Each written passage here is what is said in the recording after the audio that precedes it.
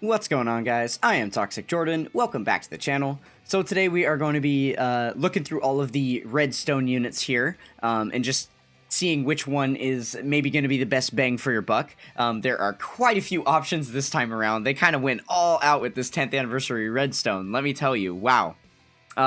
So not only does it seem like it's common practice for them to give out 3 every time instead of 1, that seems to be what they're doing these days, which is, hey, no complaints here. They are also adding a monstrous amount of characters to this. So, you know, you can see we have things as new as, like, the 6th anniversary Blue Fusions and stuff in here. And then basically all of the Dokkan Fests moving backwards beyond that, including like anniversary headlining Dokkan Fest LRs and things. So yeah, there is just like a countless amount of units to get through in here. And then obviously as we do get back to some of the old, you know, much older Dokkan Fests, a lot of these are going to be coming up on Super EZAs and stuff, so we will be talking about a little bit of that as well. And then they've also put quite a few Yellow Coin LRs in here that we might have to choose from, so there'll be some stuff to consider with that as well. This is actually the first time in Redstone history that well, okay, I won't say that entirely, but I'll say in modern Redstone times that I can actually use a Redstone. There's actually value here for me. So I'm sure midst ways of me talking about, you know, ranting about all these units and if they're good or not or whatever is going to be good for you, we're probably also going to be talking about specifically what I plan to do with my Redstones this time around. Because let me tell you, with this list of characters, I wish I had a lot more than 3 of them. Okay, so starting right at the top, we've got the 5th anniversary Blue Fusions here. I probably wouldn't say that these units are super worthwhile. I think it speaks volumes that right now they've been given a temporary buff in-game, and they're comparing with all of the TURs and LRs that are releasing right now. Which means that once they lose that buff, they're going to go back to the undertuned, you know, pre-10th anniversary power crept versions of themselves that they are. I would say that these units are more on their way out, if anything. That being considered, they do still have some relevancy for short-form content, just considering the, you know, powerful, like, support and dodge they give when they're in the 3rd slot, and then, you know, even if you only have to put them in the 3rd slot 1 time, and then when they return, they're guaranteed to, you know, do their transformation, which gives them 1 turn of guaranteed dodge. That is the main thing. So if you're on like turn 4, turn 5, and getting that, proccing that turn of guaranteed dodge can be good. But other than that, I think that they are a little bit liable to get you killed. Okay, then we got the Super Saiyan 3 Goku and the Majin Vegeta. Of all of the crazy Majin Buu Saga buffs that we've been getting over the past few months, I would say that these 2 are kind of my least favorite. The first thing is that these units have always been a little bit tedious because of their need for orbs. They are type orb changers, but they're not slot 1 units, which means that they change orbs for themselves, and someone else has to select orbs on the field first before they're able to do anything. That can oftentimes be a problem when you're needing to conserve a lot of orbs for them, because obviously, usually you want to prioritize stuff for your slot 1, as your slot 1 is the most liable to get you killed, right? Just depending on what, you know, whatever unit you have there. But that does count against them. On top of the key requirements, it also hurts them that they have really tough transformation conditions. I feel like more times than not, I'm just using them in their base forms. And Majin Vegeta especially is not that great in his base form. I mean, obviously he's still, like, usable and stuff, but he just doesn't really compare on a level to some of the other new EZAs that have come out. So, I'm not too high on these units either. Android 13 cooler. Okay, this section of units, we're just going to put, there's a lot of units here that we're going to put in a bucket, and that bucket is units that have already EZA'd and are, you know, they've EZA'd and been power crept so that they're not, like, relevant in the meta right now, but then it's also still going to be years before they see a Super EZA. So that will be the bucket. If I say that we're going to put a character in the bucket, it's that. So there's not really a reason to mention them or talk about them because they are not relevant now and they won't be for a super, super long time. Okay, so these 3 units here, Android 13, Cooler, and Future Gohan. Future Gohan's on his way into the bucket. He's the best of the 3, but they're still not close to the best on this list, so Okay, Gohan and Cell, I would say the same thing I said about the 5th anniversary Blue Fusions. Right now they're boosted, and they look about as good as the units that we're getting, but once that boost is taken away, they are not going to be the behemoths that they are right now. So I'm not too high on them either. I will say, though, I believe that LR Perfect Cell, this is the first unit on the list that we're crossing that I actually don't have rainbowed. I'm pretty sure I only have him at like 90%, so that could be a small incentive there for me to grab him. Okay, Piccolo is still good. Piccolo is really good. One of the biggest reasons that Piccolo is good is because if you look to the left of your screen, and you look to the right of your screen, and you see Glorio and Daima Goku, yeah, on Glorio's team, especially with Daima Goku there, all that support and stuff, holy moly, Piccolo is redonkulous, dude. I was running the Piccolo and Nail rotation. I actually just posted a video about it a couple days ago. Piccolo and Nail as a rotation on Glorio's team is the most glorious thing. Yeah, Piccolo's pretty good, you definitely, you know, he's a bit, I wouldn't say he's situational, just as far as like the teams you can put him on and stuff, right? Because he's gonna need a solid rotation. He's not just amazing by himself. But between the ever stacking defense, the scouter is a pretty big thing, right? He is pretty impressive, I'd say. Okay, we'll put them in the bucket. We'll put this unit in the bucket. These two are going in the bucket. I mean, Zamasu's alright. He's got some good defensive capabilities, but he does fizzle out after a few turns. So, I don't know. I'm not super high on him. Okay, bucket. Same deal with these two. They're boosted right now, so they're good, but otherwise put them in the bucket. Okay, these two can go in the bucket. Yeah, these are all, like, there's a lot of units here that are just, like, lost in time, and it'll be a while before, oh, man, yeah. You definitely don't want to get any of these units. Okay, this Super Saiyan 4 Goku. For me, this is a huge one. I kind of want to get copies of him because I currently have him at 79%, but I have a 55% sitting in my box as well. So I want to rainbow the LR so that they'll leave me alone in the hidden potential, because right now neither of them are rainbowed, so they both proc as a dupe that can be fed into each other. So they both sit there with the blue flashing on them in my hidden potential, and I want to get rid of all units that do that. He's one of them. So there are a few more like that on this list, but yeah, so I do kind of want to get copies of him too. I might end up spending some stones there. Okay, put him in the bucket, bucket.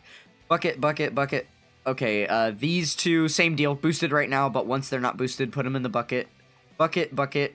Okay, fun fact, Super Saiyan 3 Bardock, I have at 55%. This is the oldest unit in the game that I don't have rainbowed by like 3 years or something. It's insane.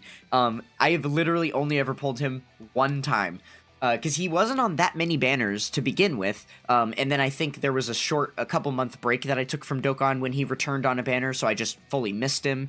There was another time that I summoned and I just didn't end up getting him, even though he was featured on the banner, and then he Easy A'd, and I didn't manage to get him. I don't know if he had an Easy A banner that I would have summoned on or something. But yeah, I just have never, and then he stopped showing up on banners and just wasn't really available. So I literally have him at 55%, and the fact that I'm hoping that this is a new trend for them with these redstones, and that it's going to start being a massive character list like this, because it would be really nice to be able to rainbow him over the next couple of redstones. So yeah, but that's just a me thing, obviously. Other than that, bucket, put him in the bucket. Bucket. Yeah, all of these are all going to be bucket. Okay, now here's where we're going to pause. Because we've gotten to the 120% leads. We are now old enough where these kind of units are liable to Super Easy A at any time. That's what I think. Because, okay, so we obviously, let's go down. Okay, we're going to stop right here because all that's LRs, so we'll talk about that in a bit. So starting here at the beginning of Dokkan Fests, basically. This is it. They're in order of release, right? We'll go over. So, has a Super Easy A, doesn't yet. Has a Super Easy A, has one. Doesn't yet. These are the first anniversary headliners. I think it's very, very likely that we see them Super Easy A during the 10th anniversary. So, if you don't have these ones might be really good options to get. Obviously, I probably should have said this at the very beginning of the video, but don't spend your red stones until Part 3 of the anniversary, because There's going to be a bunch of new EZAs coming out that could include some of these characters. There's going to be new units releasing. You don't know what's going to change about the game and what's going to become relevant, right? So I would definitely say wait. You also don't know what the banners are going to look like and which of these units may be on those banners, and you might just pull the unit instead of being able to, you know, use them with your stone or whatever. That's always feels bad when you spend a currency and then just pull them and you wasted the currency. But yeah, these, I imagine, if they do get their super EZAs, are going to be absolutely insane. So, but yeah, they don't yet have them. But then he's got one, doesn't yet have one, he's got one, doesn't yet, he's got one. And then that's where we're at with super EZAs. Oh, except that we're not. Doesn't, and then he's got one. So we haven't quite moved up the scale yet. There's a few, like another one more step up that we do. Because right now these are the, 100% leaders are capable of getting them.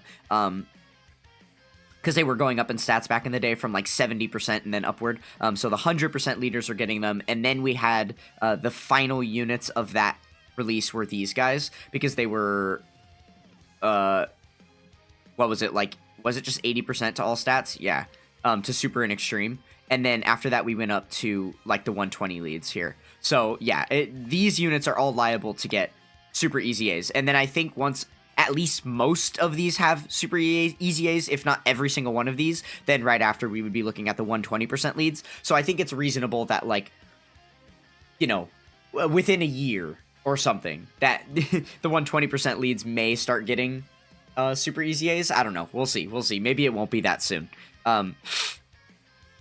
But yeah, so I would definitely say if there's any of these ancient units, like, this can still be a way to go, right? There's a few really good units that are like very, very new, that might be worth picking up. But for the most part, I think it's going to be a lot about targeting these super EZA characters that may exist, right? So making sure that you have all of these old Dokkan Fests as well is very important.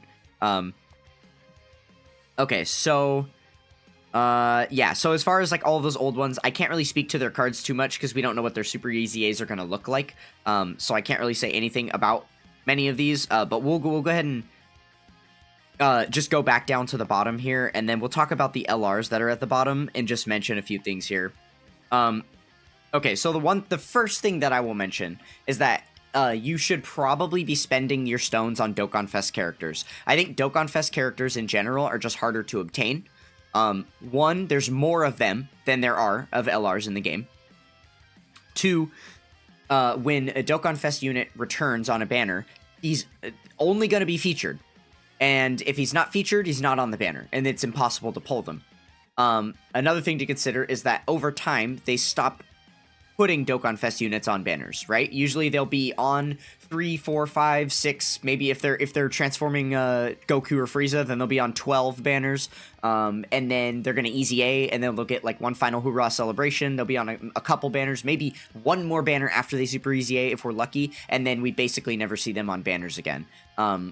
And that's really crappy, right? Because then you can only ever pull them in like the worldwide celebrations or like really, really random obscure times where you have a limited amount of summons you can do or something, right?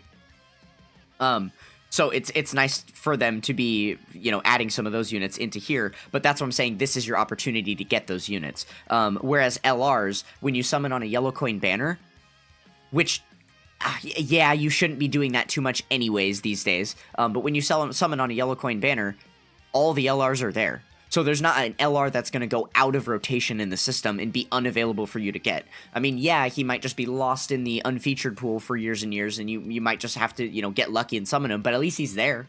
The Dokkan Fest, some of these Dokkan Fests, you literally have zero chance to get. So, like, one thing I can almost guarantee you guys is that these guys will be featured on the anniversary banners. Almost certainly they will be featured because they have not been available for like 3 or 4 years now. So both these guys and these guys, the 3rd and 4th anniversary LRs, have just not been available for the longest time. So I would imagine they're going to be available. But yeah, so I would say, keeping that in mind, it's already probably not going to be worthwhile for you to spend on any of these LRs. And then on top of that, really quickly, I will mention not many of them are great. Rather than say no to all of these, I am pretty much just going to go over which couple I think might actually be worth your while. So the first one is Broly, Chile, and Lemo. I am a fan of them, definitely. I think that because they have an ability that in their passive that is never going to outdate or anything. Like, it's not a HP restriction, it's not a turn restriction, it's not a, you know, whatever. It's literally you just select 7 orbs. That's something you're always going to be able to do in Dokkan. I mean, hey, maybe they'll start creating some bosses. Like, they already have those bomb bosses and stuff. Maybe they'll start creating some type of, like, really annoying mechanics with the key sphere field. Like, whenever you fight a Janemba, and then at the beginning of the fight, he just swaps all the orbs. So it's impossible for you to, like, rely on orb changers and stuff. But even when he does, you still do your orb changing afterward, and then usually you're fine to get your orbs anyway, as long as you've got orb changers on the rotation. But anyways, I am going on a major league tangent with them. That the fact that they can, you know, get that guaranteed dodge with 7 orbs is really huge for them. And it doesn't matter if their card is going to be completely useless. If they have a guaranteed dodge available for them, then that's not useless. And they also do have a lot of really good support when they select those orbs that they're giving to the rest of the team too. So this unit is going to be very usable for a very, very long time. Granted, there can be a little bit of RNG that needs to be on your side, because if you're not able to select the 7 orbs, as time goes on, that's going to be worse and worse for you. But I think that there are just enough ways to make that happen pretty easily that you shouldn't struggle. Okay, so then we'll talk about this Broly for a second. He himself, I mean, he's kind of a glass cannon. I think he hits harder than basically any other unit on this list. And he's the only one that's up there, like, damage-wise, competing with the, like, all the other, like, big Dokkan Fests that we have, except for some of the Super Easy A's. Some of the Super Easy A characters on this list are also, I'm considering those are, like, new Dokkan Fests. Other than those, right? Yeah, like, this Broly is competing damage-wise. I don't think he's that great defensively, but it's worth mentioning that Broly's team is insane, right? Because we just had the worldwide download celebration that buffed all those Brolys. We got all those new Brolys and Bio Brolys and Brolys. So this guy just has a really, really nice, comfy home on one of the strongest teams in the game right now. So that's why he could be definitely useful for you. I would say it would be a worthwhile pickup. Okay, let's see. Any of these units? Probably not. Yeah, nothing really great here. Okay, one thing that we can mention, though, with, like, these bottom 5 LRs specifically, I guess it's, like, 10. Yeah, like, the bottom 10 LRs about. I wouldn't be too surprised. So, something that they did say when they released Super Easy A, they said that Super Easy A was a mechanic that was going to be reserved for Dokkan Fests and LRs specifically, right? So, and we've seen, obviously, multiple Dokkan Fests get their Super Easy A's at this point, and then we also saw the Tech Prime Battle Goku get his Super Easy A as well. Right? Obviously, this guy's gotten his Super Easy A now. So, yeah, like, we know that LRs are going to do this eventually. We don't know when. And it seems like they want to do a lot of really exciting things for the 10th anniversary. Maybe one of those things could be that they Easy A an LR. And maybe like a summonable LR here. And then they get the Easy A, the Super Easy A train rolling on summonable LRs. And start working on Yellow Coin LRs from this point forward too. Like, who knows? That could be cool, right? And this is, again, why you really, really want to hang on to these stones until we know what they're going to do. Because if they drop a Super Easy A for this Gohan in Part 3, and you don't have him, and you already spent your stones, you're going to feel real bad, right? So that's definitely something to consider, is that is a possibility too. And then I just realized, as the last piece I want to go over, I didn't actually point out the units that have already Super Easy Aid, right? So the ones that have already Super Easy Aid, I guess I should give you a heads up on if they're worthwhile to pick up or not, right? So starting right here, we have the legendary Super Saiyan Broly. He is absolutely worth it. Same things that I said about the Tech Broly. He's got an amazing place in the meta. He's on one of the strongest teams in the game. Super fun team to run. Not a lot of places in the game that they can't be run. And then on top of that, this Broly is even better than that Tech LR Broly. This guy, he doesn't hit quite as hard, but he is an AoE unit. So if you're fighting multiple enemies, he'll end up doing more damage than the other Broly. But then on top of that, he just got insane insane support, insane stats, insane everything. He's really, really good. Kid Buu is also a very fun Super Easy A. As a support unit, and someone that's on, like, the whole, you know, well, he's on Buu Saga, which has been getting insane buffs. He's on Power Absorption, which has been getting insane buffs. Majin Power, right? Lots of those kind of teams that have been going around. He's on Glorio's team, too, right? Should be on Demonic Power. Uncontrollable Power is huge for him, right? He's on, like, a lot of really, really good powers. Yeah, or teams. Yeah, Demonic Power as well. Yeah, so many good teams on here. So he's got a lot of places that you can use him, and he's really solid support. He'll get you killed sometimes. He's not going to be the most amazing tank on your team, but I've found that it's easy enough to hide him, and, you know, he just does amazing support, and he actually can do a good bit of damage, too. Super Saiyan 3 Goku, same deal. He's on Majin Buu Saga, on a bunch of the Goku family teams. He's on Glorio's team, too, because he's on Accelerated Battle. So, like, there's just a lot of good places to use him, and he can hit very hard. He's got a lot of good dodging mechanics. A fine unit to pick, in my opinion. Okay, Full Power Frieza. Probably the worst of the Super Easy A's thus far. And it's not even really his fault. It's just kind of because you can't run him. Like, Terrifying Conquerors is dead. Villain teams are just, like, dead right now. It's like, the best way to run a villain team is to run all villains on a Glorio leader skill. That's the 2025 villain team right now. It's just looking like a Glorio team with villain units on it. So yeah, it's tough. It's tough with this Frieza for sure. You know, Wicked Bloodline is not looking like it was in 2022. Let me tell you. So yeah, I don't know if he's gonna be the best choice for you. Probably not. And then Ultimate Gohan. Oh, would you look at that? Another Buu Saga Super Easy A. Goodness gracious. Enough said. Yeah, like. Hey, he's good. He's good. Ultimate Gohan's good. If you wanted to get him with the stone, you probably wouldn't regret it. Okay, moving on. Beerus. Oh, the boy Beerus. Beerus is I think he's the best Super Easy A. If I had to make a tier list, I would put him at the top of the Super Easy A tier list. I think that he is insane. Well, would I put him at the top? I think I'd actually put him third. I'll come back to fact check that. Let's get through the rest of them, and then I'll let you know. But I think I would actually put Beerus third for a specific reason. Let's see. Okay, and then we've got Gotenks. Yeah, Gotenks is meh. Another Buu Saga one, pointing that out. But he's not quite as good as the other ones. He's alright. He's alright. And then Goku Black. Goku Black is really good too. He's fun. I'm upset that the Zamasu meta is starting to die down and those units are starting to be power crept because he is really fun to use around, like, on all the other Zamasu teams and stuff. But still some decent places to run him. Not quite as many options as other Super Easy A's, but still some. Okay, so that's all of them. Yeah, so, okay, how would I do it? I think that I would put, maybe him first.